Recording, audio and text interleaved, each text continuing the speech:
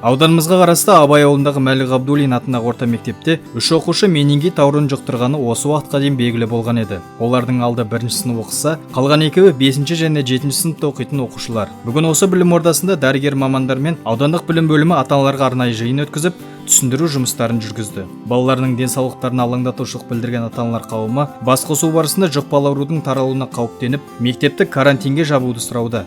Алайда білім ошағының басшылығы алаңдайтыны еш негіз жоқ екенін алға тартып, мектеп ішінде залалсыздандыру жұмыстары жүргізгенін түсіндірді. Сондай-ақ менингитті жұқтырған балалармен қарым-қатынаста болған адамдардың барлығы да тексеруден өткенін мәлімдеді. Ата-аналар мен білікті мамандар арасында болған кездесуде дәрігер тарапы жұқпалы ауруға қатысты кеңестерін жеткізді. Ал Қарасай аудандық тауарлар мен көрсетілетін қызметтердің сапасын, қауіпсіздігін бақылау басқармасының басшысы Нұрлан Олжабаев аудан бойынша ауруға қатысты жағдай тұрақты екенін және менингитке қатысты алдын алу шаралары алға қойылғанын айтып өтті.